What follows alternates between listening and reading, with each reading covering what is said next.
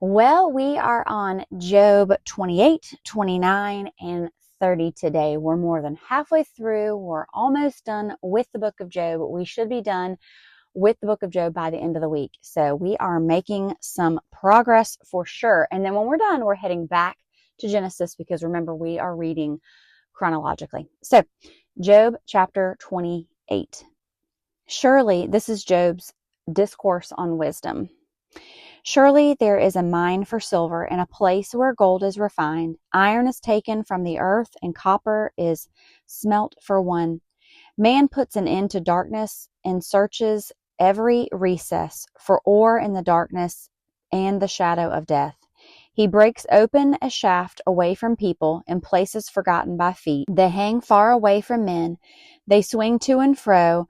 As for the earth, for it comes to bread, but underneath it is turned up as fire. Its stones are the source of sapphires, and it contains gold dust. That paths no bird knows, nor has the falcon's eye seen it. Proud lions have not trodden it, nor has the fierce lion passed over it. He puts his hand on the flint, he overturns the mountains at the roots. He cuts out channels and rocks, and his eye sees every precious thing. He dams up the streams from trickling. What is hidden he brings forth to light. But where can wisdom be found, and where is the place of understanding? Man does not know its value, nor is found in the land of the living. The deep says, "It's not in me," and the sea says, "It's not with me." It cannot be purchased for gold, nor can silver be weighed for its price. It cannot be valued in the gold of Ophir, in precious onyx or sapphire. Neither gold nor crystal can equal it, nor can it be exchanged for jewelry of fine gold. No mention shall be made of coral or quartz, for the price of wisdom is above rubies. The topaz of Ethiopia cannot equal it, nor can it be valued in pure gold. From where then does wisdom come, and where is the place of understanding? It is hidden from the eyes of all living and concealed from the birds of the air. Destruction and death say, "We have heard a report about it with our ears." God understands its way, and he knows its place.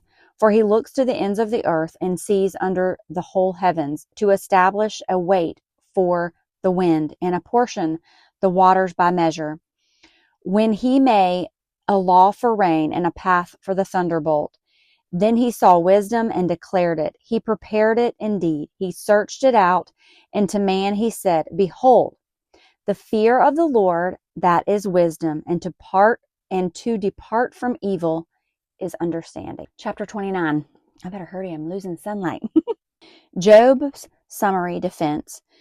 Job further continued his discourse and said, "Oh, that I were as in months past, as in the days when God watched over me. When his lamp shone upon my head, his light I walked through the darkness. Just as I was in the days of my prime, when the friendly counsel of God was over my tent, when the Almighty was yet with me, when my children were around me, when my steps were bathed with cream and the rock poured out rivers of oil for me. When I went out to the gate by the city, when I took my seat in the open square, the young men saw me and hid, and the age arose and stood. The princes refrained from talking and put their hand on their mouth. The voice of the nobles was hushed, and their tongue stuck to the roof of their mouth. When the ear heard, then it blessed me, and when the eye saw, then it approved me. Because I delivered the poor who cried out, the fatherless and the one who had no helper, the blessing of perishing man came upon me. Because I delivered the poor who cried out, the fatherless and the one who had no helper, the blessing of a perishing man came upon me, and I caused the widow's heart to sing for joy. I put my righteousness, and it clothed me. My justice was like the robe and a turban. I was eyes to the blind, and I was feet to the lame. I was a father to the poor, and I searched out the case that I did not know. I broke the fangs of the wicked and plucked the victim from his teeth. Then I said, I shall die in my nest and multiply my days as sand. My root is spread out to the waters, and the dew lies all night on my branch. My glory is fresh within me, and my bow is renewed in my hand.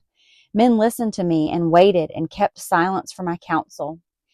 After my words, they did not speak again, and my speech settled on them as dew. They waited for me as for the rain, and they opened their mouth wide as for the spring rain. If I mocked at them, they did not believe it, and the light of my countenance they did not cast down. I chose the way for them, and sat as chief, so I dwelt as a king in the army, as one who comforts mourners. Chapter 30. But now they mock at me, men younger than I, whose fathers I disdained to put with the dogs of my flock.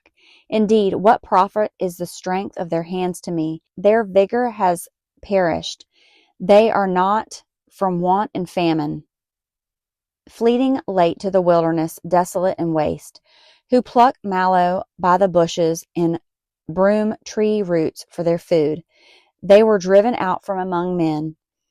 They shouted at them as at a thief. They had to live in the clefts of the valleys, in caves of the earth and the rocks. Among the bushes they burrowed. Under the nettles they nested. They were sons of fools, yes, sons of vile men. They were scourged from the land. And now I am their taunting song. Yes, I am their byword. They abhor me.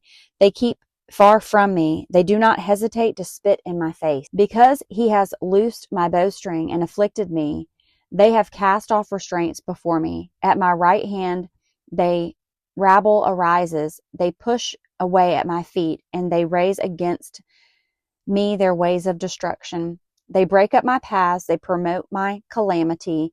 They have no helper. They come as broad breakers. Under the ruinous storms they roll along. Terrors are turned upon me. They pursue my horror as the wind, and my prosperity has passed like a cloud. And now my soul is poured out because of my plight. The days of affliction take hold of me. My bones are pierced in me at night, and my gnawing pains take no rest. By great force my garment is disfigured. It binds me about as the collar of my coat. He has cast me into the mire, and I have become like dust and ashes. I cry out to you, but you do not answer me. I stand up, and you regard me, but you have become cruel to me. With the strength of your hand you oppose me.